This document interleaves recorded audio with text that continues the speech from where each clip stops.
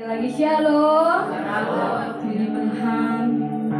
Saudara kita yang ada pada pagi hari ini, mari kita akan persiapkan hidup kita. Kita persiapkan hati kita. Kita mau datang kepada Tuhan.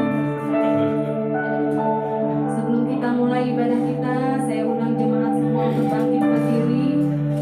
Kita mau berdoa di hadapan Tuhan. Bapa kami dalam kerajaan surga, terima kasih Tuhan untuk penyertaan-Mu dalam hidup kami. Sepanjang minggu ini Tuhan, kami boleh ada sebagaimana kami ada Tuhan. Kami percaya semua karena kebaikan-Mu, penyertaan-Mu dalam hidup kami, bukan karena kuat dan gagah kami Tuhan. Untuk itu Tuhan, izinkan pagi hari ini kami mau datang beribadah kepadamu Tuhan. Sebelum kami mulai ibadah kami, kiranya Kau kuduskan, Kau layakkan kami Tuhan. Kau ampuni segala dosa dan kesalahan kami, supaya ibadah kami ini Tuhan boleh berkenan di hadapan-Mu. Dan biar nama-Mu saja yang dipermuliakan dalam ibadah kami. Terima kasih Tuhan Yesus, terima kasih Roh Kudus. Kami sambut Engkau, kami akan mulai ibadah kami hanya di dalam satu nama, Tuhan Yesus Kristus. Haleluya, puji Tuhan. Amin. Selamat duduk jemaat Tuhan. Terima kasih Tuhan. Kami bersyukur Tuhan untuk anugerah-Nya. Hari ini kami ada bukan karena kuat gagah kami.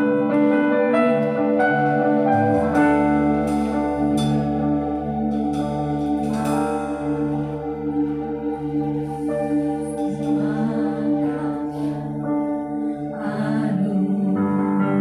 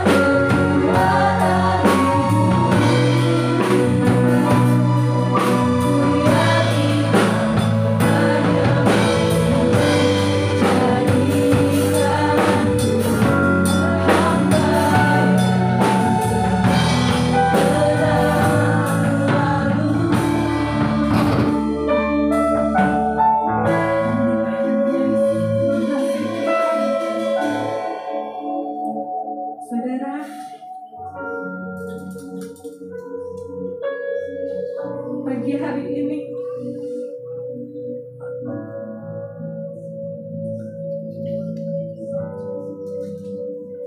Roh Kudus ingatkan saya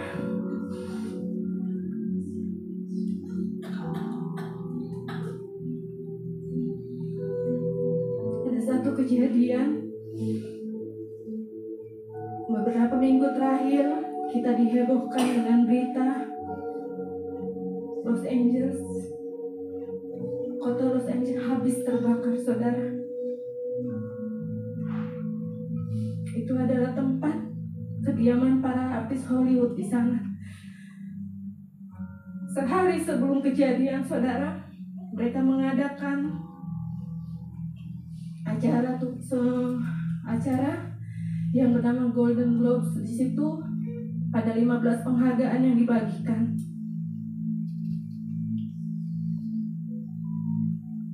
Dan waktu itu hostnya bilang, dari 15 penghargaan yang dibagikan hari itu, ada 11 orang yang mengucapkan terima kasih kepada kru yang membuat acara itu terselenggarakan. 3 orang berterima kasih kepada mama mereka. 1 orang berterima kasih kepada host yang membawakan acara itu hari itu.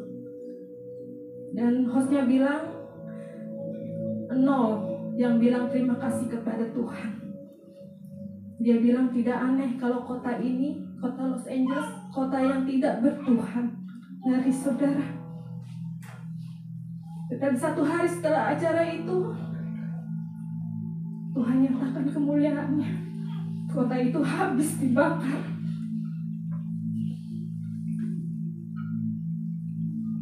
Dan saat host itu bilang 0 yang berterima kasih kepada Tuhan Sang Pencipta alam semesta, mereka semua tertawa, saudara. Mereka mentertawakan Tuhan. Kata host itu, kasihan Tuhan, tidak ada yang mengucapkan terima kasih kepada Tuhan.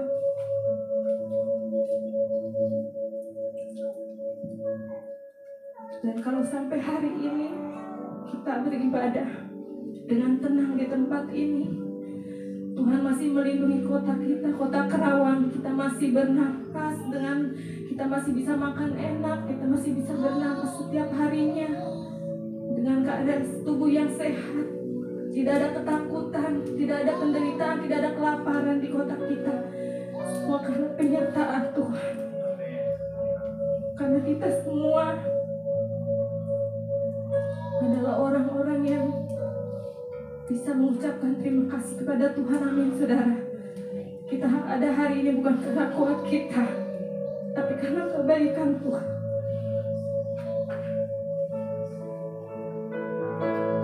Saudara, saya rindu jemaat Tuhan nyanyikan pujian ini. Kita mau katakan pada Tuhan, mengikut Engkau Tuhan, itulah kesukaan kami, kesukaan kita semua. Amin. Terima kasih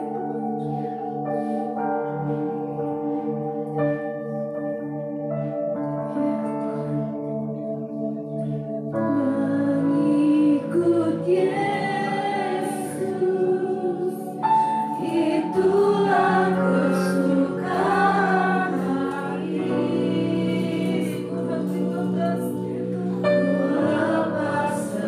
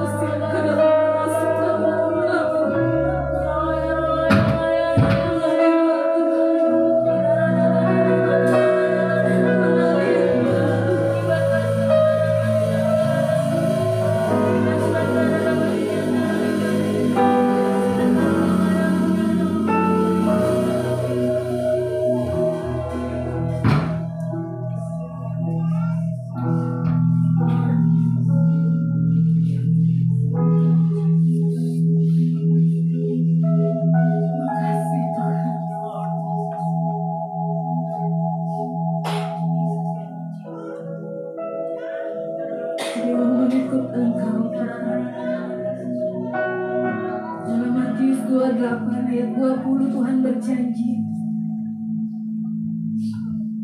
Tuhan akan menyertai murid dan para pengikutnya sampai kesudahan zaman. Terima kasih Tuhan.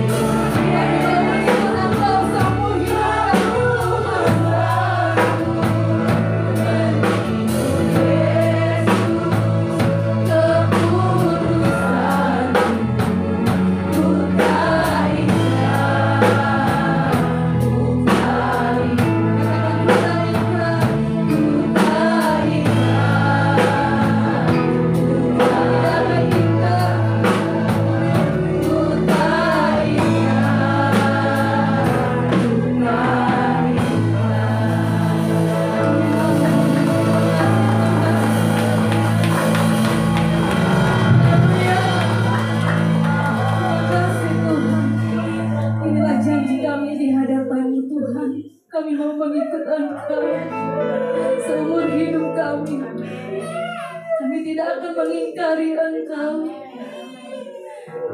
Begitu. Kalau kami mengandalkan kekuatan kami, kami tidak akan mampu, Tuhan. Kami pohonkan Tuhan kekuatan daripada-Mu saja, penyertaan-Mu Tuhan, agar kami Tuhan dapat Tuhan seumur hidup kami mengiring Engkau sampai Engkau menjemput kami Tuhan. Terima kasih Tuhan, terima kasih Roh Kudus. Kami akan mulai ibadah kami akan bersorak-sorai untuk Engkau. Haleluya, semua kita yang percaya kita mau katakan amin. Selamat untuk jemaat Tuhan. Shalom, shalom. Saudara bersuka cita hari ini karena Tuhan sudah menyertai kita kan Tuhan, baik pada kita. Mari saudara, kita mau serukan nama Tuhan, kita mau angkat pujian, bangkit serukan nama Yesus. Haleluya.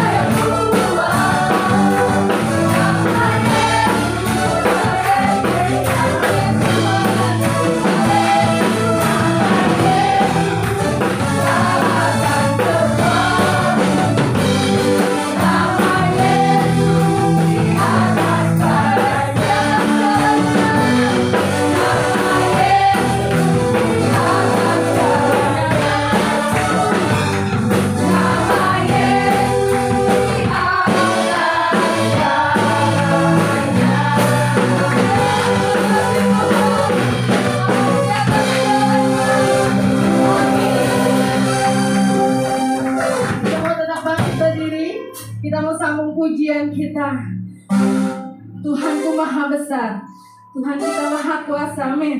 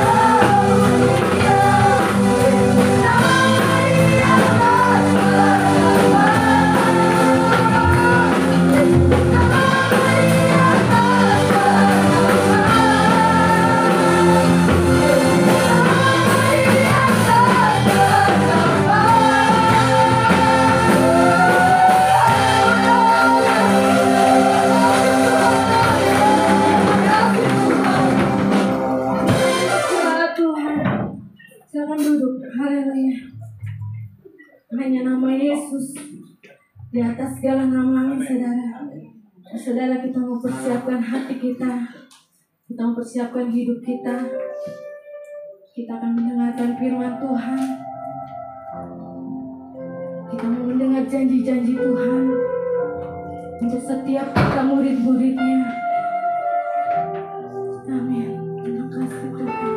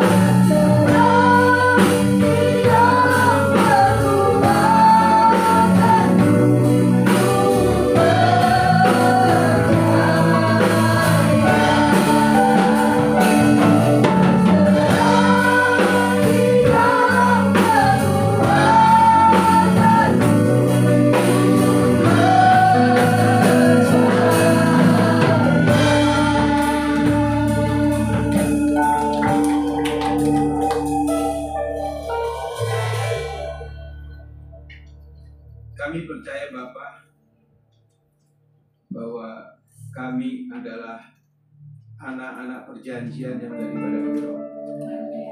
Oleh karena iman kami kepada Kristus dan iman kepada Kristus itulah kami boleh disebut sebagai keturunan Abraham. Terima kasih Bapa. Dan kami juga percaya bahwa dalam hidup kami ini, kami hidup di dalam perjanjian-Mu. Dan kami ada di dalam perjanjian-Mu. Dan perjanjian itu bukan kami yang melakukannya, bukan kami yang membuat, tapi Engkau sendiri yang memilih kami. Dan Engkau secara sepihak menjadikan kami umat perjanjian-Mu, anak perjanjian-Mu. Dan kami percaya kalau kami ada dalam dan terikat, terhisap di dalam perjanjian itu. Kami percaya Engkau juga yang bertanggung jawab. Dan Kau akan buktikan, Kau akan nyatakan menurut waktu dan ketetapan-Mu ya Bapa, bahwa janji itu akan kami terima di dalam hidup ini. Walaupun secara manusia seringkali kami tidak melihat janji itu. Seringkali pengharapan-pengharapan kami terasa jauh dan tidak mungkin terjadi. Apapun itu yang menjadi pergumulan hidup kami. Tapi kami percaya setiap janji-Mu ya dan amin bagi kami.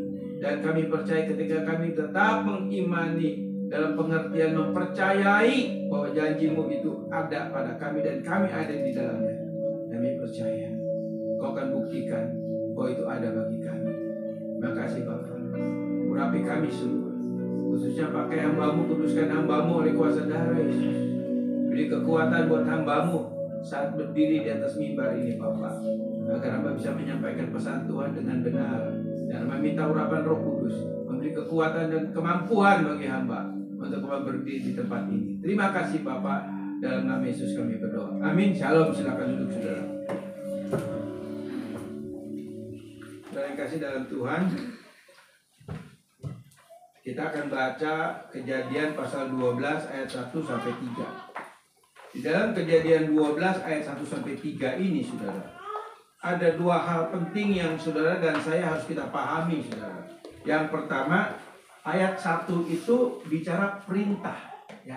Ayat 1 itu bicara perintah. Ayat 2 dan 3 itu nubuatan Tuhan buat Abraham. Juga termasuk kita. Kenapa saya katakan kita termasuk anak perjanjian? Sebab karena iman kepada Kristus, Galatia pasal 3 ayat 14. Jadi kita juga disebut sebagai keturunan Abraham. Dan itu firman Tuhan yang katakan demikian, saudara. Nah, jadi Kejadian 12 ayat 1 sampai 3. Ya. Yang poin pertama ayat 1 itu bicara mengenai perintah Allah kepada Abraham. Yang kedua dan ketiga ini bicara nubuatan atau janji Allah bagi saudara dan saya juga. Saudara, kita tahu bahwa Abraham ketika dipanggil Allah dalam Kejadian 12, Abraham itu dalam keadaan menyembah berhala, saudara. Ya, dia itu penyembah berhala. Bahkan orang tuanya Terah juga pembuat patung-patung, saudara. Jadi kok Allah bisa panggil Abraham yang sebetulnya Abraham belum mengenal Allah, belum percaya kepada Allah. Tapi ini bicara apa? Kedaulatannya Allah. Jadi Abraham dipilih dan dipanggil Allah saat Abraham masih menyembah berhala. Nah, posisi ketika dia menyembah berhala, logika kita saudara, mungkinkah dia menyembah Allah yang benar itu? Tidak mungkin. Tapi ini karena kedaulatannya Allah dan Allah punya rencana atas kehidupan Abraham, maka dari itu secara sepihak Allah memilih Abraham menjadi orang pilihannya. Demikian juga saudara dan saya. Kita ini orang-orang yang sebetulnya kalau kita mau jujur, seperti Roma pasal 3, kita ini orang-orang yang tidak mencari Allah. Walaupun secara fisik sepertinya kita cari Allah, kita datang ibadah kepada Allah, tapi sesungguhnya kalau kita mau jujur, apakah betul kita serius dengan Allah dalam kehidupan kita sebagai orang yang mengaku Kristen? Saudara, Abraham disebut bapak orang beriman. Itu jelas sekali. Tapi kalau kita melihat cerita Abraham, ya saya mau katakan Kalau kita lihat dari Kejadian 12 sampai Kejadian pasal 21, ya, 9 ayat itu. Kalau saya lihat Abraham ini nggak layak kok disebut bapak orang percaya. Kenapa saya katakan demikian? Kalau saudara akan baca Kejadian 12, 13, 14 sampai Kejadian 21, bagaimana Abraham selalu bimbang. Abraham selalu menyangkali imannya kepada Allah. Nah, bagaimana dengan kita? Kalau kita mau jujur, sikap dan laku kita sehari-hari dalam kehidupan ini, seringkali tanpa sadar kita juga meragukan Tuhan. Tidak mempercayai Tuhan. Itu fakta. Seperti Abraham. Tapi karena anugerah Allah memberikan kepada Abraham, dan Allah memberikan kepada Abraham, kamu bapak orang beriman. Walaupun sekali lagi sejarah Abraham tidak mencerminkan sebagai orang bapak beriman dan tidak layak. Nah, baru Kejadian 22 lah Abraham menjadi layak disebut bapak orang beriman. Tapi sebelumnya kalau kita baca di dalam Kejadian pasal 3 pasal 14, bagaimana Abraham, Allah mengatakan bahwa lalu berimanlah Abraham. Jadi Allah melihat imannya Abraham walaupun turun naik imannya itu, saudara. Nah, kita balik dulu ya. Abraham dipanggil Allah yang seperti tadi saya katakan dalam posisi masih menyembah berhala. Tapi ini kedaulatan Allah di mana Allah memilih Abraham dan Allah mengangkat Abraham, ya. Allah mengangkat Abraham, ya, dari hidup yang tidak ada kepastian menjadi hidup yang ada kepastian. Dan Allah secara pribadinya dia mengikat perjanjian dengan Abraham. Kalau kita baca Kejadian 12 ayat 1 sampai 3, ya, di dalam ayat 2 dan 3 ini sebagai ayat 1 juga, ya, di mana ada 3 janji yang Allah berikan kepada Abraham. Janji pertama, Allah akan memberikan kepada Abraham sebuah negeri, sebuah kerajaan, negara. Itu janji Allah. Yang kedua, janji Allah kepada Abraham adalah apa? Menjadi bangsa yang besar. Bangsa yang besar. Yang ketiga, janji Allah kepada Abraham adalah apa? Berkat. Dan bicara berkat di sini ada 2 posisi. Ada berkat rohani, ada berkat jasmani. Jadi ada 2 berkat yang Allah janjikan kepada Abraham. Itu yang ketiga. Jadi yang pertama, Allah berjanji kepada Abraham bahwa dia akan memiliki satu negeri, satu negara, begitu. Yaitu tanah perjanjian, tanah Kanaan. Lalu yang kedua, Allah katakan kepada Abraham bahwa engkau akan menjadi bangsa yang besar. Dan yang ketiga, Allah berjanji, aku akan memberkati engkau.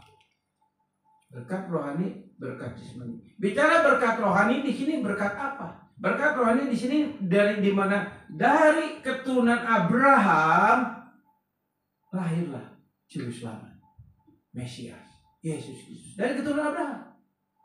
Lalu berkat jasmani apa? Ya, Allah janji kepada Abraham bahwa aku akan memberkati engkau. Ini berkat materi, saudara. Dan ini janji Allah. Berarti kalau Allah sudah berjanji kepada kita, kepada Abraham tentang berkat materi, otomatis kita sebagai keturunannya, sebagai ahli warisnya, kita juga berhak menerima janji berkat itu, saudara. Yaitu berkat jasmani. Saya tidak bicara teologi kemakmuran, saudara. Tapi ini kita bicara dari kacamata melihat bahwa memang Allah berjanji kepada Abraham akan memberkati. Sehingga dikatakan, kalau ada orang yang memberkati kamu, aku berkati. Kalau ada orang yang mengutuk kamu, aku kutuk. Ini berlaku sampai hari ini, saudara. Ya, termasuk kita. Kalau orang ada yang mengutuk kita, sudah tahu Tuhan akan mengutuk. Kalau orang memberkati kita, dia akan berkati. Itu janji. Dan Allah nggak pernah ingkar janji, karena dia Allah, bukan manusia. Seperti saudara dan saya. Jadi dari kehidupan Abraham penyembah berhala yang mana jauh dari Tuhan, Allah mengangkat derajat Abraham. Allah mengangkat derajat Abraham menjadi orang yang penting, yaitu salah satunya apa? Terikat perjanjian dengan Allah. Ini satu hal yang luar biasa. Allah mengangkat derajat Abraham. Kalau kita baca sebelumnya Kejadian pasal 11, bagaimana menara Babel dibangun. Dalam menara Babel itu kalau kita lihat bagaimana manusia ini yang saat itu masih satu bahasa, mereka berusaha untuk membangun menara Babel supaya sampai ke surga. Nah ini bicara apa? Bicara menara Babel adalah bicara orang yang mau meninggikan diri. Meninggikan diri. Jadi dengan kekuatan dan kemampuannya, dengan segala fasilitas yang ada, dia mau menunjukkan siapa saya. Siapa saya. Dan itu firman Tuhan katakan, kalau kamu meninggikan diri, aku akan rendahkan. Buktinya apa? Menara Babel dihancurkan. Dicerai-beraikan. Dan disitulah bahasa dunia, Tuhan memberikan bahasa-bahasa berbagai ratusan bahasa, ribuan bahasa sampai hari ini. Bahkan Indonesia aja kalau kita lihat, Indonesia ini punya bahasa, ratusan bahasa dari berbagai suku. Ya kan? Itu semua Allah yang kasih, saudara. Allah yang berikan. Menara Babel, dia adalah bicara mengenai orang yang memeninggikan dirinya dengan kepandaiannya, dengan segala fasilitas yang dia miliki supaya dia dipandang dan lain sebagainya. Tapi Abraham tidak meninggalkan diri, tapi Allah yang meninggalkan Abraham. Allah yang mengangkat Abraham. Saudara dan saya disebut juga anak perjanjian. Berarti kalau kita anak perjanjian, kita ada terhisap di dalamnya. Berarti Allah juga yang akan meninggikan saudara dan saya. Nah, kalau bicara sebuah negara, ya kan ada 3 tadi. Allah berjanji kepada Abraham akan diberikan memiliki sebuah negara, bangsa yang besar dan berkat. Bicara sebuah negara, dalam kehidupan saudara dan saya ini bicara apa? Bicara bukan berarti kita nanti akan punya negara lagi, tidak. Tapi dalam konteks ini artinya bahwa saudara dan saya adalah orang-orang yang memang diberkati Tuhan dalam bentuk apa? Misalnya keluarga, ya. Atau gereja di mana saudara dan saya ini berjemaat di tempat ini. Itu bicara negara, saudara. Itu bicara komunitas, saudara. Kita ada di dalamnya. Seperti saudara dan saya terhisap di GBI Kristus Sejati ini. Berarti ini gereja yang Tuhan berikan buat saudara dan saya. Di mana di dalam gereja inilah kita mari saling satu dengan lain, saling mendoakan, saling memberkati, dan kita menunjukkan buah-buah firman dalam kehidupan kita di gereja ini. Jadi kita ada di sini, itu yang Tuhan berikan kepada kita. Jadi kita ada di sini bukan satu hal yang kebetulan, saudara. Semua sudah masuk dalam rencana dan ketetapan Allah. Nah, pertanyaannya, mau nggak saudara dan saya berkarya di gereja ini, menjadi berkat di gereja ini? Sebab Tuhan panggil kita di sini.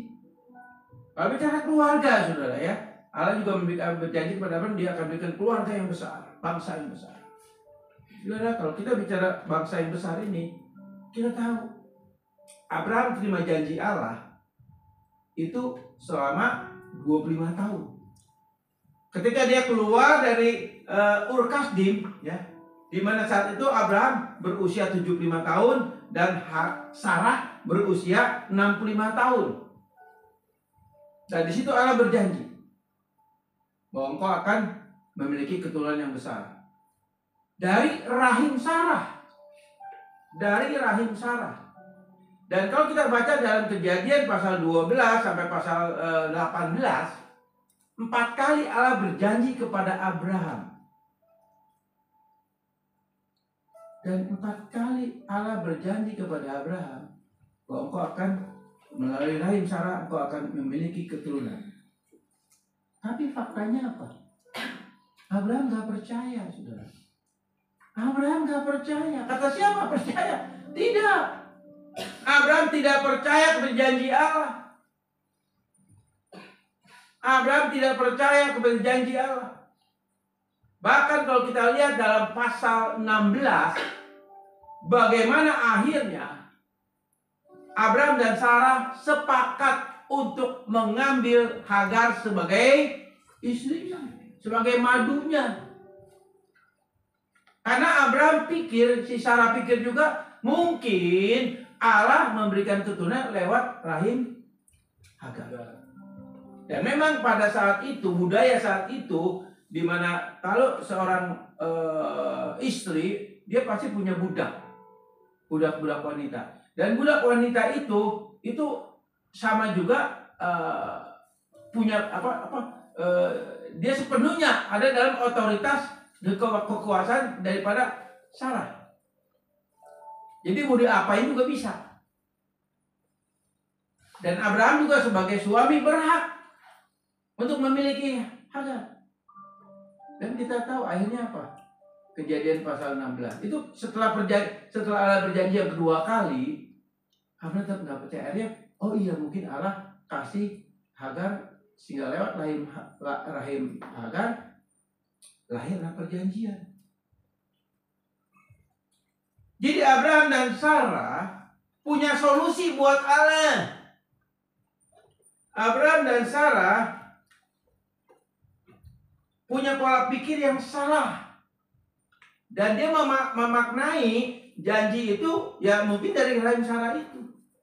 Dan kita tahu lahirnya Ismail. Oke? Lahirnya Ismail. Sudah tahu.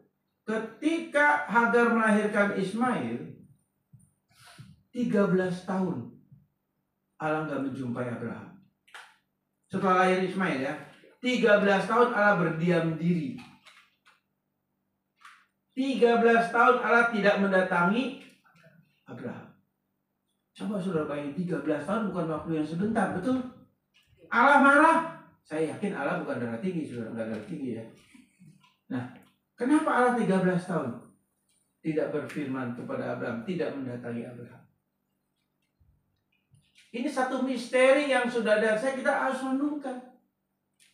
Bukankah seringkali kita dalam kehidupan kita sebagai orang percaya, seringkali kita meragukan janji Tuhan, pertolongan Tuhan, kebaikan Tuhan. Dan seolah-olah kita punya solusi-solusi dengan pengetahuan-pengetahuan kita. Ya, oh mungkin lewat ini, dan lewat ini. Kita berusaha dengan kekuatan kita sendiri sebetulnya. Dengan cara-cara kita. Baik itu dalam dunia bisnis, dalam rumah tangga, dan segala hal, dalam kesehatan. Kadang-kadang kita mau berkompromi. Ya, dimana kita kita percaya, oh mungkin Tuhan lewat ini, melalui ini janjinya. Kita tahu kalau seperti pengobatan, saudara. Sekarang kan kalau pengobatan itu semakin kemarin semakin menyesatkan dalam arti kata hal-hal yang bersifat spiritual. Kenapa? Ya, oh, ayo datang ke orang pintar. Ya mungkin si orang pintar ini juga ya lebih pintar dia daripada kita kadang-kadang. Kenapa? Kamu Kristen ya? Ayo, kamu berdoa secara Kristen. Nampak nggak? Ada kan yang begitu ya? Ya, bahkan ada paranormal pakai Alkitab, saudara. Ada. Jadi seolah mencari solusi dengan pemikiran-pemikiran kita, dengan cara-cara kita. Saudara, jangan kita membuat Allah itu berduka. Allah memberikan iman kepada kita supaya kita mempercayai janji Allah dalam hidup saudara dan saya. Dan pertanyaannya, betul nggak sih kita percaya bahwa Allah itu tidak ingkar janji? Halo? Betul nggak Allah tidak ingkar janji? Yakin nggak Allah akan menggenapi janjinya? Yakin. Tapi faktanya gimana? Seringkali kita memakai cara-cara pemikiran kita, pola-pola pikir kita, pandangan-pandangan kita, yang ada kasih masukan begini. Bukan berarti, saudara ya, kita nggak boleh dalam arti kata berkonsultasi, nggak boleh. Ya, itu sah-sah aja. Tapi kalau harus kita pahami, saudara, kalau kita udah terikat perjanjian dengan Allah, berarti kita harus tanya hanya kepada pribadi yang mengikat perjanjian itu. Setiap bulan, minggu pertama kita perjamuan kudus. Sudah tahu salah satu perjamuan kudus bentuknya apa? Isi perjamuan kudus, yaitu perjanjian. Di mana kita diingatkan tiap minggu pertama, tiap bulan bahwa kita terikat perjanjian dengan Allah. Dan kita terhisap di dalamnya. Tiap bulan minggu pertama kita diingatkan bahwa saudara dan saya terikat perjanjian dan kita ada di dalam perjanjian itu tiap minggu bulan pertama. Tiap bulan minggu pertama. Lupa apa? Atau cuma kita ikut perjamuan kudus ya karena saya orang Kristen, karena saya di GBI dan sebagainya. Ya minggu pertama oke ikut perjamuan kudus, begitu aja saudara. Gak bisa. Perjamuan kudus itu sakral. Maka dari itu kan kita diimbau sebelum kita makan dan minum roti dan anggur, kita harus introspeksi diri, minta ampun. Jadi jangan main-main saudara. Dengan perjamuan kudus, karena itu betul-betul sakral. Tuhan mengingatkan lagi, Tuhan mengingatkan bahwa kamu terikat perjanjian, kamu terikat perjanjian, kamu terikat perjanjian.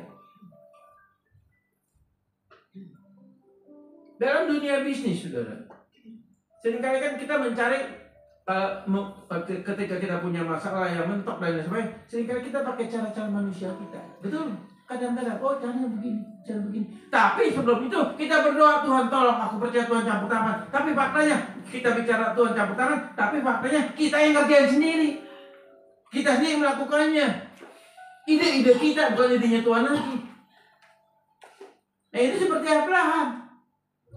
Tidak berfirman 13 tahun. Lalu ketika Allah tidak berfirman 13 tahun, lalu Allah marah? Ya. Kalau kita baca pasal 17 dalam Kejadian, bagaimana di mana Allah kembali mengatakan kepada Abraham bahwa dari rahim Sarah akan ada anak perjanjian, akan lahir anak perjanjian. Lalu Abraham bilang apa? Tuhan, aku udah 99 tahun umurnya. Berarti Sarah udah 76 tahun. Udah mati haid. Ibu-ibu kalau udah mati haid bisa nggak punya anak? Enggak kan? Itu udah mati haid. Lalu Abraham apa? Usulin ke Tuhan, ke Allah. Udah Ismail aja. Anak perjanjian. Lalu Tuhan katakan apa? Tidak. Lewat sari rahim Sarah akan turun, akan keluar anak perjanjian dari rahim Sarah. Dan kalau kita lihat tentang ini, saudara, satu hal yang mustahil yang Allah nyatakan setelah 25 tahun Abraham menunggu janji Allah. Yang kita tahu jatuh bangun imannya, kerohaniannya jatuh bangun. Dan kalau kita mulai secara objektif, Abraham sebetulnya tidak mempercayai janji Allah. Abraham ngusulin di pasal 17. Udah Ismail aja. Tidak.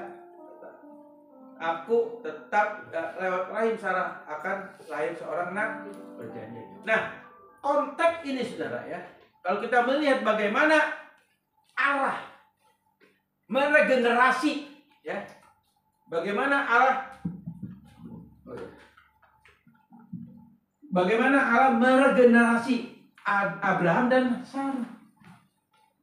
Karena Abraham sendiri juga dia katakan di pasal 17, aku udah gak birahi lagi sama Sarah. Ya udah 99 tahun saudara. Nangkap nggak? Ngerti nggak bapak-bapak? 99 tahun. Udah geleng-geleng Pak. Nah, udah geleng-geleng bener. Loh, itu fakta 99 tahun kok. Maaf, mungkin tidur. Maaf saudara. Sarah boro-boro udah mati haid, udah nggak makan, udah nggak nafsu lagi. Tapi sudah tahu, kalau kita lihat Alkitab, kita belajar dengan benar bagaimana Allah meregenerasi Abraham yang 99 tahun muncul kembali di rahimnya. Sarah ya, yang mati haid, Allah buka kandungannya dan Allah berikan kepada Sarah ya birahi yang kuat. Ada saudara, saya bukan bicara porno enggak. Nah, kalau kita lihat setelah Abraham diregenerasi dan Sarah diregenerasi, akhirnya apa? Kalau kita lihat di pasal 19, Sarah melahirkan Ishak. Nah, kalau kita lihat lagi hasil regenerasi Allah, apakah setelah Abraham dan Sarah itu langsung udah punya anak lalu drop lagi? Enggak, saudara. Jadi tetap si Abraham ini hot, saudara. Buktinya apa? Setelah Sarah meninggal, Abraham menikahi siapa? Keturah. Kan hot lagi, saudara. Jadi kalau hot lagi nih, salah siapa nih? Abraham apa Allah nih? Ya, nanti kita tanya di surga, saudara. Ya kan? Hot lagi, saudara. Yang tadi Abraham udah nggak, maaf ya. Udah nggak ada lagi setrumnya gitu, saudara. Ya, udah nggak ada seterusnya. Tapi setelah Allah regenerasi, malah kawin lagi sama kedua. Itu cara Allah, kita nggak tahu. Kadang-kadang hal-hal yang misterius. Begitu saudara. Nah, saudara kasih dalam Tuhan. Di sini ayat 12, pasal 12 ayat 1 dikatakan, pergilah dari negerimu dan dari sanak saudaramu dan dari rumah bapamu ini ke negeri yang akan kutunjukkan kepadamu. Ini janji Allah kepada sebuah negeri, ya, yaitu kerajaan Israel nantinya, ya. Dan di mana Abraham hanya tinggal di tanah perjanjian yang Allah janjikan kepada Abraham dan keturunannya, saudara. Dan kalau kita lihat lagi bagaimana cerita Abraham ketika dia menjadi tamu sementara di tanah perjanjian, dia setelah dari Haran, dia tinggal di tanah perjanjian, tanah Kanaan, tapi dia belum memilikinya. Ada waktu Tuhan. Abraham, Ishak, Yakub itu tinggal di tanah perjanjian, tapi hanya sebagai orang asing, sebagai tamu, sebagai ya sebagai tamu gitu, saudara, sebagai orang asing di tanah perjanjian, di mana Allah belum kasih itu. Kalau kita baca terus tentang sejarah Israel, dari mulai Abraham, keturunan yang ketujuh lah bagaimana Allah memberikan negara Israel itu kepada keturunan Abraham lewat 12 anak daripada Abraham. Itu pun bukan 12 anak yang terima janji itu, saudara. Cicitnya yang terima daripada janji Allah itu memiliki sebuah negeri, yaitu tanah perjanjian. Saudara, kadang-kadang kita nggak ngerti, saudara, tentang janji Allah bagi saudara dan saya. Sampai kapan Allah berjanji? Kan kita inginnya cepat-cepat janji Allah itu terbukti dalam hidup kita. Tapi itu ada waktunya Tuhan. Tapi Allah tidak pernah lalai untuk menepati janjinya. Dan itu sesuai dengan rencana dan kehendaknya. Ada waktu Tuhan yang kita nggak ngerti. Tapi yang Tuhan minta cuma satu, kita tetap mempercayai janji itu. Apapun yang menjadi pergumulan saudara dan saya saat ini, percayalah. Yang mungkin secara manusia kita buntu dan lain sebagainya, nggak mungkin lagi. Percayalah.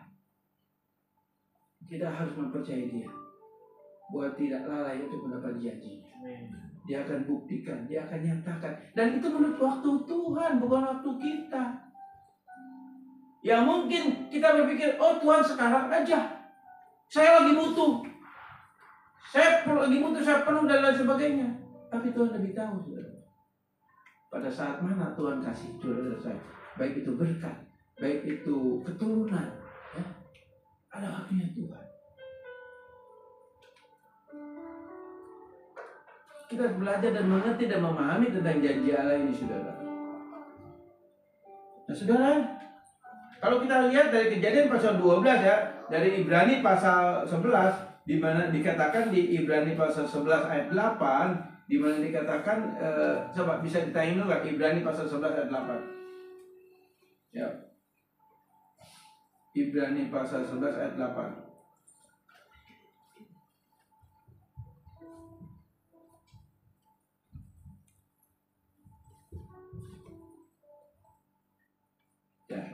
Ya. Saya bacain. Atau satu orang baca bisa nggak bantu? Kejadian ke Ibrani 11 ayat 8. Satu orang bacain. Cepat sedikit. Ibrani pasal 11 ayat 8. Ibrani 11 ayat 8. Beginilah firman Tuhan. Karena iman Abraham taat ketika ia dipanggil untuk berangkat ke negeri yang akan diterimanya menjadi milik pusakanya.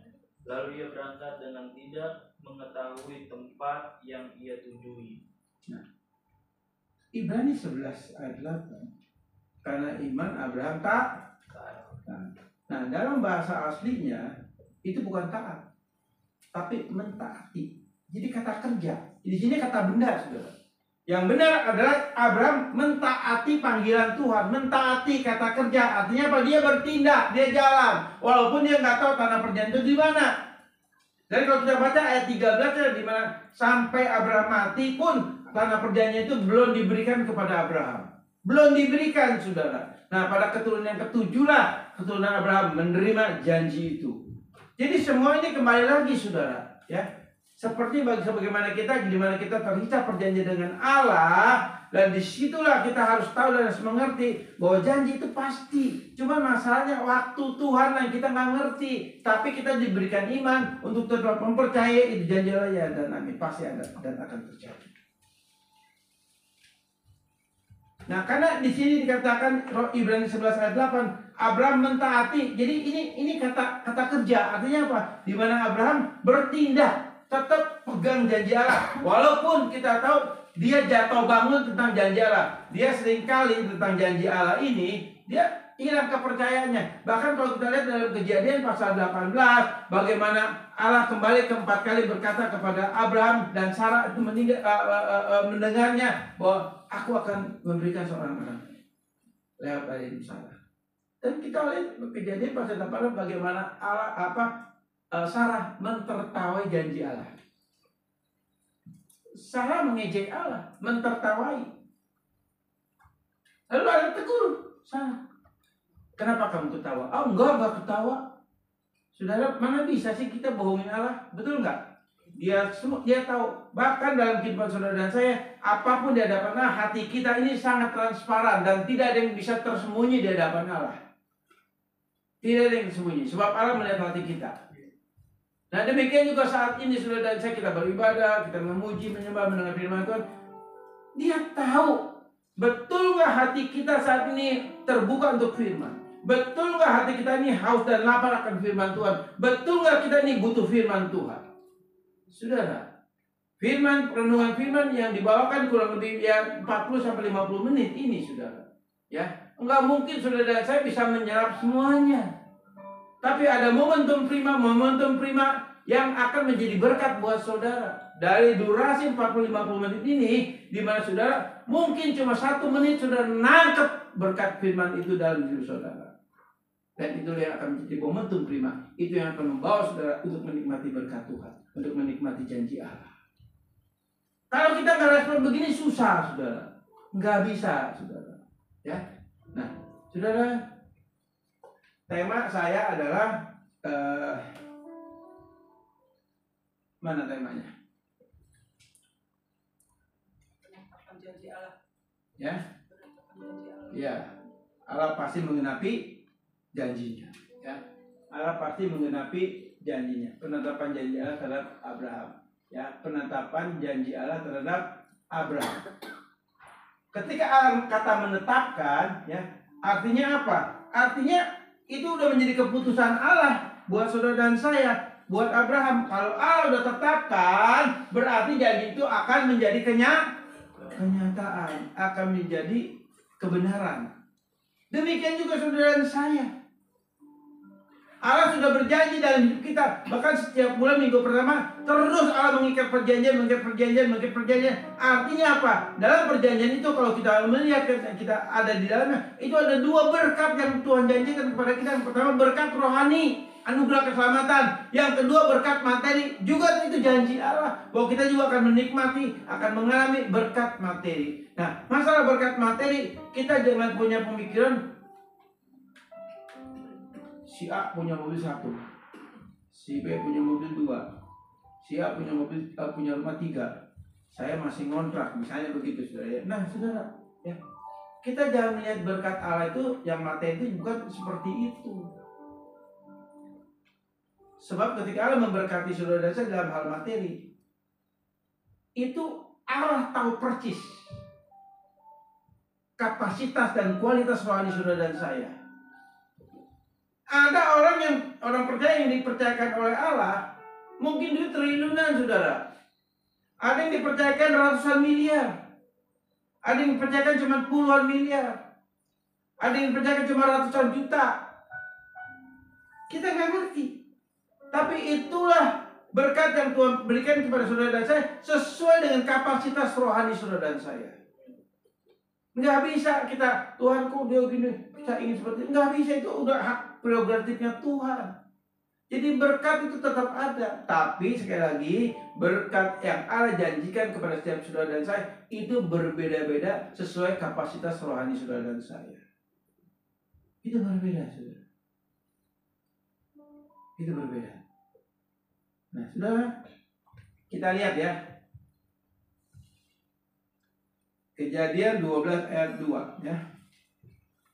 Aku akan membuat engkau menjadi bangsa yang besar dan memberkati engkau serta membuat namamu masyhur dan engkau akan menjadi berkat. Sudah perhatikan di sini. Tuhan akan memberikan kepada Abraham sebuah negara, menjadi bangsa yang besar dari rahim Sarah dan memberkati dan membuat namamu masyhur, terkenal. Dan engkau menjadi berkat. Saudara, firman Tuhan di dalam 2 Korintus pasal 3 itu jelas sekali ya. Kita ini surat Allah yang hidup. Kita ini pelaku firman.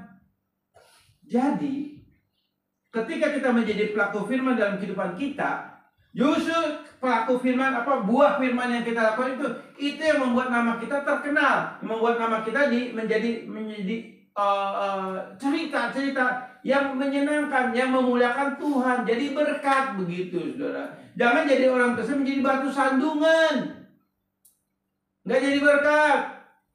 Saudara dan saya dipilih, nanti kita jadi berkat. Akhirnya nama kita memberkati nama Tuhan. Nah, perbuatan kita, sikap kita ini memuliakan Tuhan. Akhirnya orang akan melihat, oh, orang Kristen itu seperti ini ya. Ada berkat firman yang terpancar dalam hidup saudara dan saya. Nah, yang selanjutnya saudara, menjadi berkat. Nah, kata menjadi berkat artinya di sini ya, Allah memang kalau saudara dan saya diberkati, Allah memberkati kita, berarti berkat ini bukan hanya untuk kita pribadi, tidak. Tapi kita harus menjadi berkat buat orang lain. Dalam bentuk apa? Materi, memberkati orang lain. Gereja mengenal yang namanya diakonia. Dalam diakonia ini kita harus saling membagikan, saling memberkati satu dengan yang lain. Dan firman Tuhan katakan apa di dalam Amsal pasal 3? Muliakan Allah dengan hartamu. Ini janji Tuhan buat saudara dan saya, ya. Lalu kalau kita lihat Kejadian 2 bagian 2a ya. Bangsa yang besar berkuasa di bumi melalui anak perjanjian Ishak. Tadi saya sudah jelaskan. Lalu yang kedua, 2b, memberkati. Kata memberkati di sini yang tadi saya katakan ini bicara berkat rohani, berkat jasmani. Kata memberkati di sini dalam bahasa disebut barak. Ya, atau diberkati atau kata salam ya. Artinya apa? Ini sudah menjadi satu pemetaan buat saudara saya, seperti dalam Kejadian pasal 1 bagaimana ayat 5 Allah mengatakan Allah memberkati apa yang dia ciptakan. Artinya apa? Apa yang diciptakan itu akan terus hidup dan menghidupi. Demikian juga berkat yang Allah berikan kepada saudara dan saya. Walaupun mungkin nilainya kecil, tapi disitulah Tuhan mempercayakan kita. Dan dari nilai yang kecil itulah juga kita akan menjadi berkat. Kita akan hidup dari berkat itu. Kita akan memuliakan dari berkat itu. Jadi Tuhan menyatakan dan Tuhan tahu kapasitas dan kemampuan saudara dan saya. Kesetiaan saudara dan saya. Seperti itu saudara ya. Lalu bagian 2C, namamu menjadi masyhur. Tadi saya sudah katakan bahwa kita akan jadi berkat, kita menjadi teladan, kita menjadi pelaku firman, sehingga sikap hidup kita akan menjadi menjadi cerita di sekitar kita. Oh, si A itu begini. Ya, memang kalau kita melihat konteks ini tergantung lagi saudara ya, dari kacamata setiap kita memandang dan menilainya saudara. Karena di dalam dunia ini, dalam kehidupan kita sebagai manusia, tidak ada yang sempurna, saudara, secara manusiawi kita. Pasti kita ada cacat dan celah kita, ada kekurangan-kekurangan kita. Nah, kalau kita fokus melihat kekurangan kita, ya kita nggak akan bisa melihat kebaikan Tuhan, berkat Tuhan, atau firman Tuhan dalam sisi kehidupan kita. Kita harus melihat seseorang, ya, dari sisi yang positif, objektif, melihat dari kacamata firman Tuhan. Kalau kita melihat yang negatifnya terus, saya yakin saudara, kita akan melihat kalau ini nggak baik buat kita. Karena yang kita lihat jelek terus. Dan ini sebetulnya konsep-konsep seperti ini adalah konsep-konsep di mana jiwa kita dikuasai oleh dosa. Karena kita tahu sifat dosa adalah menghakimi. Sifat dosa selalu mendikte, ya, selalu menjudge, selalu mengatakan ini dan itu dalam hal yang negatif, saudara. Tapi kita sebagai anak Tuhan, ya, sebagai orang percaya, Tuhan ingin kita melihat dari kacamata firman Tuhan. Bukan dari kacamata menurut daging kita, menurut pemikiran kita, menurut ketidaksukaan kita dan lain sebagainya. Tidak. Kalau saudara betul anak perjanjian yang terikat perjanjian dengan Allah, pasti sikap pandangan kita tetap sudah seiman kita masing-masing dari kacamata firman Tuhan. Begitu saudara. Ayat 2 bagian D menjadi berkat tadi sudah dijelaskannya. Lalu kejadian 3 ya, kejadian 3 ayat 12, kejadian 12 ayat 3. Aku akan memberkati orang yang memberkati engkau dan mengutuk orang yang mengutuk engkau, dan olehmu semua kaum di muka bumi akan mendapat berkat. Jadi Allah janji kepada Abraham ya, bahwa siapa yang mengutuk dia, Tuhan akan kutuki. Siapa yang memberkati dia, Tuhan akan berkati. Tapi saudara, di sini di mana pembelaan Allah terhadap Abraham, ini pembelaan yang sepihak dari Allah. Kenapa saya katakan demikian? Karena kalau kita melihat sejarah Abraham yang tadi saya katakan, sebetulnya Abraham ini kalau kita lihat dari pasal 12 sampai pasal 21, Abraham itu nggak layak disebut bapak orang beriman. Kenapa nggak layaknya? Sebab dia tidak menunjukkan sebagai orang beriman. Dia meragukan janji Allah. Dia tidak mempercayai janji Allah. Bahkan kurang ajarnya dia memberikan usul kepada Allah, biar Ismail aja menjadi anak perjanjian. Bahkan di dalam kejadian 17, Abraham pun mentertawai Allah. Jadi Abraham dan Sarah sama-sama mentertawai Allah, mengejek Allah. Walaupun itu secara tidak langsung, Abraham tuh ketawa, mana mungkin saya udah nggak ada birahi lagi dan sebagainya. Udah usia 99 tahun, Sarah udah mati, saya udah 76 tahun. Mana mungkin bisa birahi. Maaf saudara, ya. Ini saya bukan ngomong jorok saudara. Kalau ibu-ibu udah 76 tahun masih seger gak sih? Nah, tuh. Iya, itu fakta, betul Pak bilang. Lalu laki-laki seperti apa udah 99 tahun? Udah keriput, udah jelek saudara. Gak bisa saudara, mungkin gigi udah ompong kali mungkin saudara. Abraham sebelum memperketahui dirinya, tapi di hadapan Allah tetap. Itu satu penghinaan buat Allah. Allah marah? Tidak. Allah tidak marah saudara. Sebab Allah tahu kapasitas Abraham cuma sampai di situ saat itu. Belum kelima. Imannya itu belum jauh. Karena gini, iman Abraham dengan iman saudara sini berbeda. Iman Abraham di dalam bicara kejadian ini, iman Abraham ini bicara iman sifat. Bukan iman kata benda yang saudara dan saya miliki. Tapi iman sifat ini juga, di mana dari iman sifat ini Allah secara bertahap memprogres iman sifat daripada Abraham. Jadi dari kejadian sampai kejadian per kejadian, Allah terus menata iman Abraham. Sehingga akhirnya kejadian 22, Abraham punya iman yang sebenarnya. Sebelumnya enggak. Tergantung suasana dan keadaan. Jadi pikiran Abraham saat itu ikut bermain untuk dia mempercayai Allah, ikut mengatur imannya dalam pola pikir dia. Tapi setelah kejadian 22, di situ Allah melihat, setelah Allah memproses iman Abraham, iman sifat ya, ini iman sifat itu bicara kerohanian ya. Jadi artinya kerohanian Abraham dari kejadian per kejadian terus diprogres. Walaupun Abraham tidak mempercayai Allah, walaupun Abraham mengecewakan Allah. Demikian juga saudara dan saya. Saudara, kalau kita mau jujur, hidup kita setiap hari pasti kita selalu mengecewakan Tuhan, betul nggak? Selalu mengecewakan Tuhan dalam segala hal. Tapi percaya, Dia tetap mengasihi kita. Dia tetap sabar sama kita. Dan Dia tetap punya rencana bagi kita. Dan rencananya itu ya dan amin. Dan percaya, Dia akan menggolkan janjinya buat saudara dan saya. Sekalipun Dia tidak melihat kelayakan percaya kita kepada Dia. Sekalipun Dia tidak melihat tentang sikap hidup kita yang meragukan Allah. Tapi Dia tetap menghargai saudara dan saya.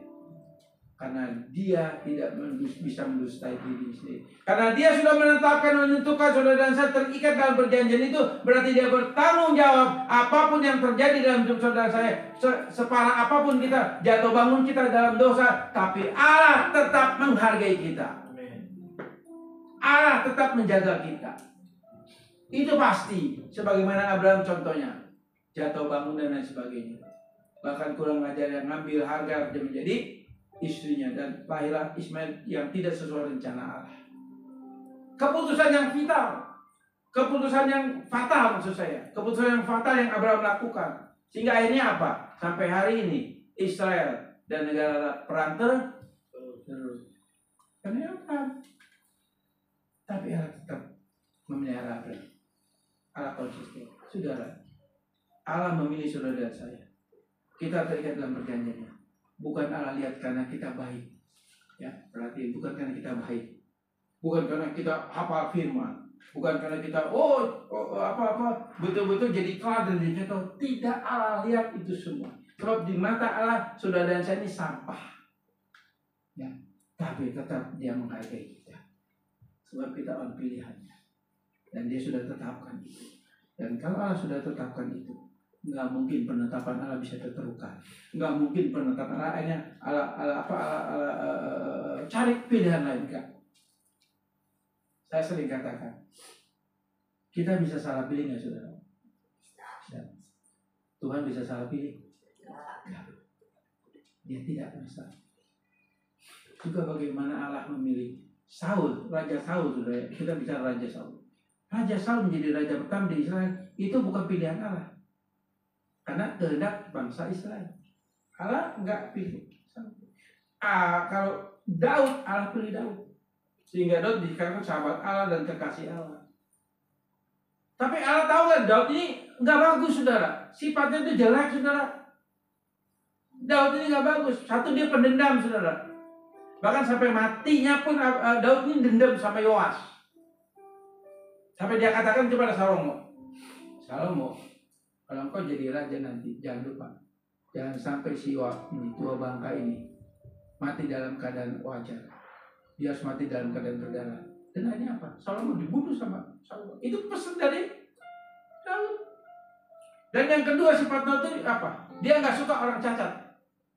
Dia nggak suka orang cacat. Walaupun dia punya sahabat Yonatan, anak Yonatan itu cacat, saudara. Tapi dia nggak suka. Itu Daud. Yang ketiga apa? Daud mata keranjang, saudara. Mata keranjang, saudara. Di sini sih bapak-bapak nggak ada yang mata keranjang ya. Tapi kalau kita mau jujur, kalau kita melihat wanita cantik, resep nggak? Iya benar. Sama. Loh iya, kenapa? Tapi segala kekurangan kita, segala minus kita di hadapan Allah, di mata Allah, minus itu menjadi plus di hadapan Allah. Minus itu di hadapan Allah berharga di mata Allah. Sebab Dia memilih kita dalam keadaan kita memang masih berdosa. Jadi saudara yang kasih dalam Tuhan, di hadapan Allah, saudara dan saya sangat berharga. Sangat berarti. Jadi jangan lihat diri kita. Sebab Dia sudah lihat siapa kita. Dia tahu besok apa yang kita lakukan, besok apa yang kita akan katakan, Dia udah tahu. Kita kan nggak tahu besok kita mau ngomong apa, ketemu siapa, betul? Punya rencana apa, nggak tahu. Tapi Dia sudah tahu apa yang akan saudara dan saya lakukan, apa yang saudara saya katakan. Tapi Dia bertanggung jawab dalam providensinya. Saudara, kita bersyukur. Kita terikat perjanjian. Dia pasti menggenapi perjanjian itu. Dan percayalah, Dia mengasihi kita. Dan kasihnya itu gak pernah berubah. Walaupun seringkali kita berubah setia. Seringkali kita tidak komitmen. Seringkali kita menganggap enteng. Dan lain sebagainya. Tentang pelayanan dan lain sebagainya. Tapi Dia tetap mengasihi saudara dan saya. Karena kita ditebus. Kita diselamatkan. Karena anugerah Dia. Bukan karena hebatnya kita. Di mata Tuhan, kita lebih banyak minus daripada plus. Tapi itulah bukti daripada Allah kasih. Tapi satu hal sebelum saya tutup ini, satu hal yang perlu saudara saya ketahui. Ya.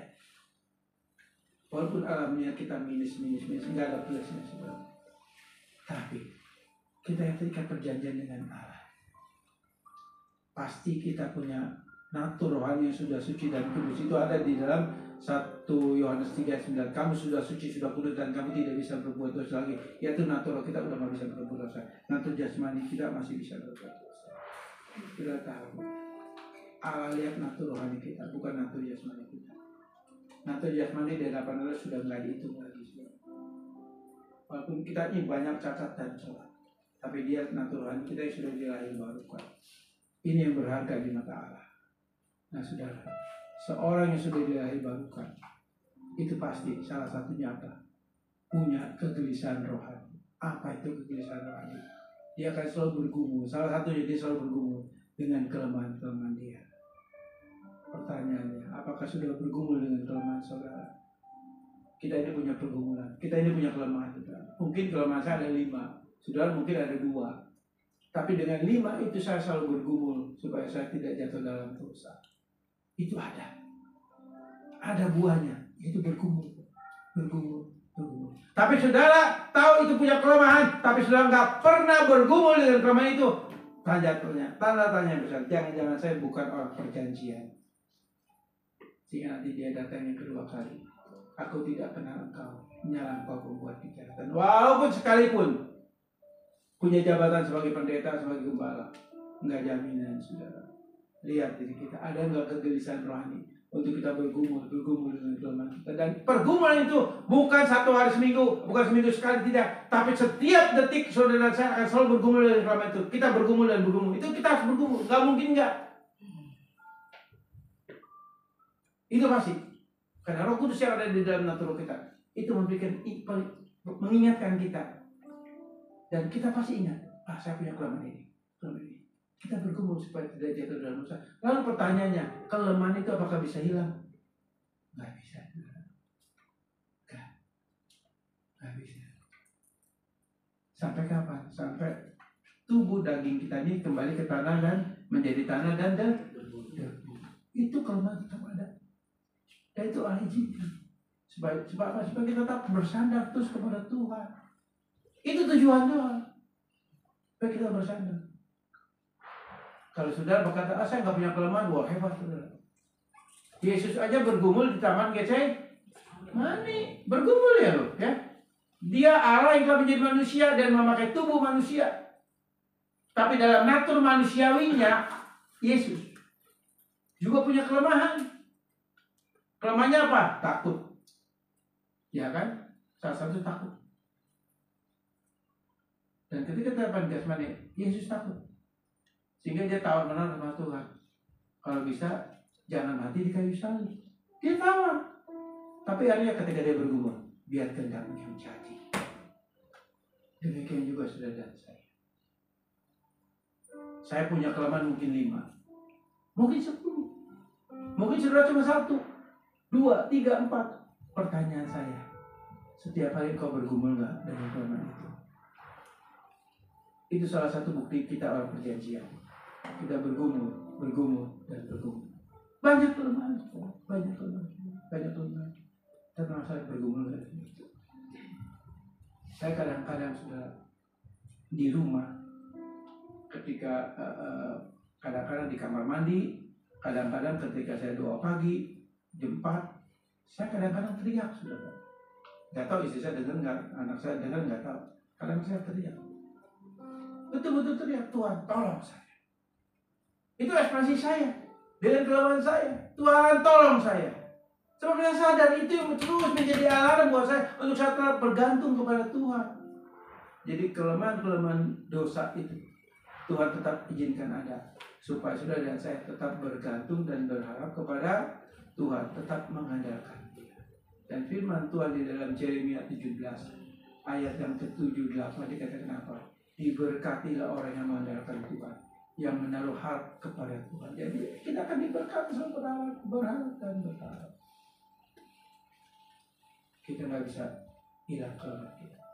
Tapi sudah lewat kelemahan itu, Dia akan buktikan kita dikasih kekuatan, kemampuan. Sehingga dari kelemahan kita bangkit, kita bisa melihat kekuatan Allah. Sebagaimana Paulus katakan di dalam 2 Korintus pasal 12, di saat aku lemah, aku kuat. Jadi Paulus bukan asal bunyi saja, tidak. Dan Paulus pun bergumul dengan Tuhan. Dia bergumul, dan 3 kali dia berkata, di antara orang Kristen aku manusia orang yang paling berdosa. Di antara para rasul, aku orang yang paling berdosa. Di antara orang Kristen, aku orang yang paling berdosa. Apa Paulus itu main-main? Dia Paulus hebat, dia rasul hebat, tapi dia bergumul terus dengan kelemahannya. Sampai dia katakan di dalam 1 Korintus pasal 9 apa? Jangan sampai aku ditolak karena Injil. Sudah baca? Aku memberitakan Injil, tapi jangan sampai aku pun ditolak karena Injil. Jadi ini pergumulan Paulus. Walaupun Paulus tahu dia orang pilihan yang nggak mungkin pilihan Tuhan itu gagal, enggak. Tapi di situ bentuk ekspresi Paulus bahwa dia katakan kepada jemaat di Korintus, aku pun bergumul. Ayo kita bergumul. Saudara, kita terikat perjanjian dengan Allah. Setiap minggu pertama, Allah kembali memeteraikan perjanjian itu, dan kita terhisap di dalamnya. Saudara, nggak perlu khawatir, nggak perlu takut banget. Kita semua umat perjanjian Allah, dan hidup kita di tangan Allah. Dan dia melihat, betul nggak? Buah dari sebagai anak perjanjian ada pergumulan dengan kelemahan kita. Itu setiap hari. Tuhan Yesus memberkati. Saya undang para pemusik untuk naik ke atas.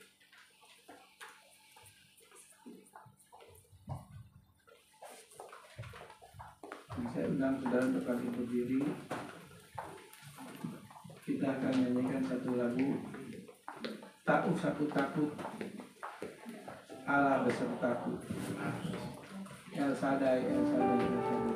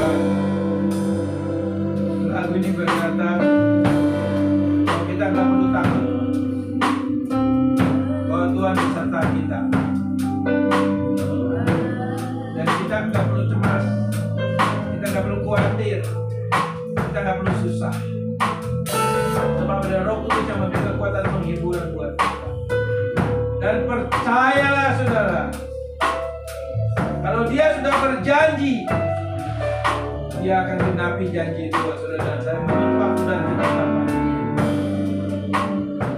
Sudah dikasih dalam Tuhan. Apa pergumulan kita saat ini? Katakan kepada Tuhan, Tuhan, aku punya masalah, aku punya pergumulan, aku punya kerinduan. Nyatakan itu Tuhan bagiku. Saudara, Tuhan mau mendengar dan Tuhan mau menolong saudara. Tuhan akan buktikan bahwa karena kasih-Nya begitu besar kepada kita, Dia akan buktikan, Dia akan nyatakan, Dia tidak akan pernah mengecewakan kita. Apa yang menjadi pergumulan kita, tetaplah berharap kepada Dia, pegang janji-Nya. Dia adalah Allah yang setia, Dia yang tidak pernah mengingkari janji-Nya. Sekalipun kita berubah setia, sekalipun sekali kita mengingkari hidup kita sebagai orang percaya, komitmen kita, tapi kesetiaannya tidak pernah berubah. Saudara, lewat lagu ini, biar kita berkata, aku percaya Tuhan, apapun jadi pergumulan, kita nyanyikan lagu ini dengan iman kita.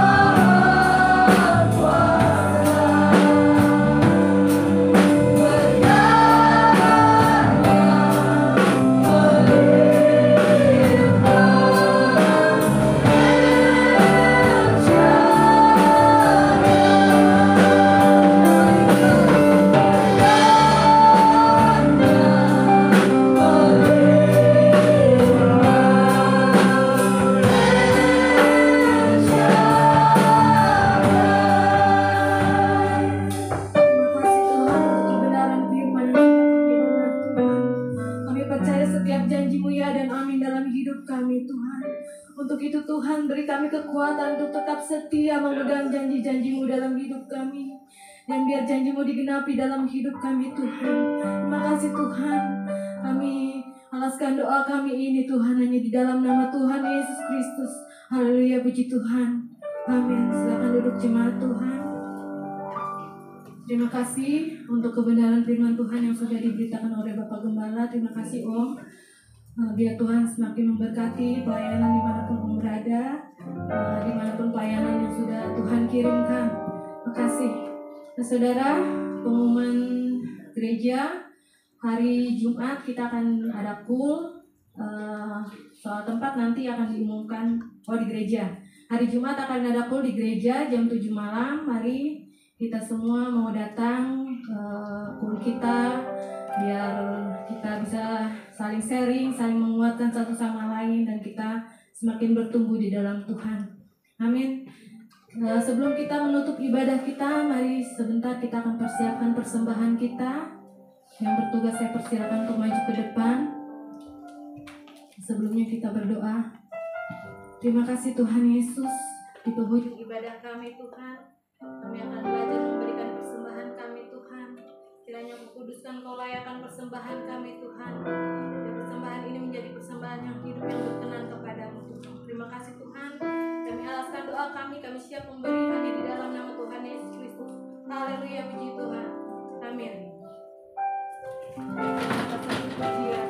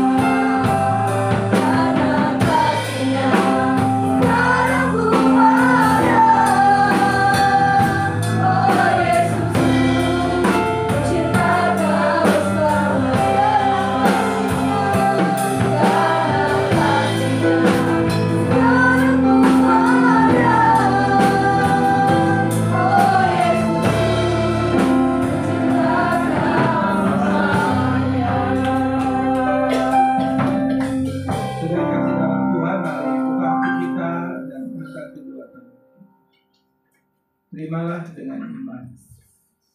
Berkat daripada Allah Bapa, berkat daripada Allah Anak, dan berkat daripada Allah Roh Kudus akan selalu menyertai dan memelihara saudara-saudari saya. Percayalah janjinya kepada kita bahwa kita akan mendiami, akan tinggal di satu tempat, baik itu sebagai rumah tangga maupun gereja.